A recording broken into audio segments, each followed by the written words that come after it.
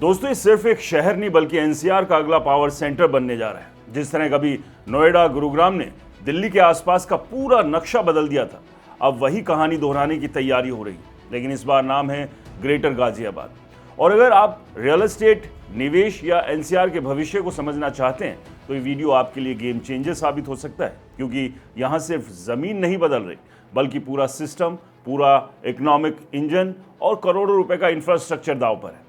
खबर के मुताबिक गाजियाबाद के आसपास के करीब 27 गांवों को मिलाकर एक नया शहरी मॉडल तैयार किया जा रहा है, जिसे नोएडा और गुरुग्राम की तर्ज पर विकसित करने की तैयारी है। और इसका प्लान 2026-27 से जमीन पर उतरना शुरू हो सकता है, यानी आने वाले 2 से 3 साल एनसीआर के इतिहास के सबसे बड़े ट्रांसफॉर्मेशन का गवाह बन सकते हैं। और ये कोई छोटा मोटा प्रोजेक्ट नहीं, बल्कि इसमें प्रशासनिक मर्जर, नई township, highway, metro, RRTS connectivity और हजारों करोड़ के निवेश की पूरे ब्लूप्रिंट शामिल है।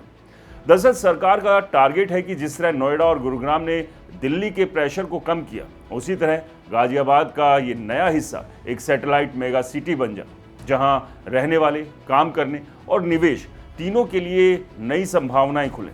अभी तक गाजियाबाद को एनसीआर में एक सेकेंडरी सिटी माना जाता था, लेकिन अब इसे सीधे टॉप टियर अर्बन जोन में लाने की तैयारी है। और इसके लिए सबसे बड़ा कदम है नगर निकायों का मर्जर, जिसमें लोनी, खोड़ा, मकनपुर और मुरादनगर जैसे इलाके शामिल हो सकते हैं, जिसमें पूरा क्षेत्र एक बड़े शहरी ढांचे में बदल जाएगा।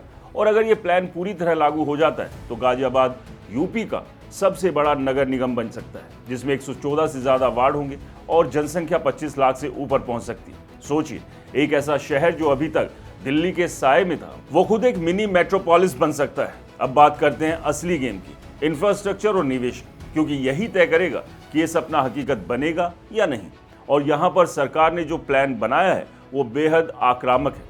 2025-26 के लिए 2000 करोड़ से ज्यादा का बजट सिर्फ इंफ्रास्ट्रक्चर पर खर्च करने की तैयारी है, जिसमें international cricket stadium, elevated road, flyover और 500 हेक्टेयर से ज्यादा की नई टाउनशिप शामिल है। यानी सिर्फ घर नहीं, पूरा लाइफस्टाइल इकोसिस्टम तैयार किया जा रहा है, जहां स्पोर्ट्स, एंटरटेनमेंट, कमर्शियल और residential all in one model होगा। इतना ही नहीं, दिल्ली मेरठ आरआरटीएस कॉरिडोर पहले ही एनसीआर के ट्रैवल पैटर्न को बदल चुका है, जिससे लोग अब दूर के शहरों में रहकर भी दिल्ली में काम कर सकते हैं। और यही कनेक्टिविटी ग्रेटर गाजियाबाद को सबसे बड़ा फायदा देने वाली है, क्योंकि जहां कनेक्टिविटी ज्यादा, वहीं प्रॉपर्टी के दाम और इन्वेस्टर्स जाते हैं। अब जरा रियल एस्टेट एंगल समझिए। जब भी कोई नया शहर इस तरह प्लान होता है तो शुरुआती फेज में जमीन सस्ती होती है, लेकिन जैसे जैसे इंफ्रास्ट्रक्चर आता है कीमतें तेजी से बढ़ती है। ठीक वैसे ही जैसे 2000 के दशक में नोएडा और गुरुग्राम में हुआ था, जहां जमीन के दाम 5 से 10 गुना तक बढ़े। और अब यही कहानी गाजियाबाद के इन 27 गांवों में दोहराई जा सकती है। लेकिन यहाँ एक बड़ा सवाल भी है, क्या ये सिर्फ एक सपना है या सच में जमीन पर उतरे?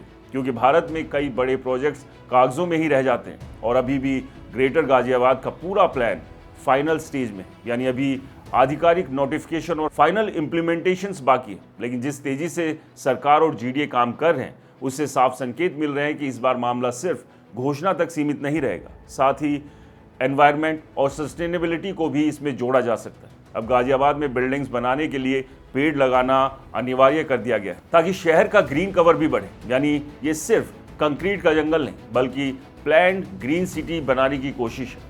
अब अगर आप निवेशक हैं तो आपके लिए सबसे बड़ा सवाल यही है, क्या अभी एंट्री लेनी चाहिए?